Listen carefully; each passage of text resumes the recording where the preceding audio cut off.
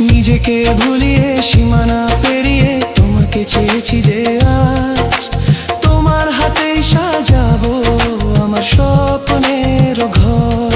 আমি তোমার প্রেমে পড়ে দুনিয়া ভুলে গেছি।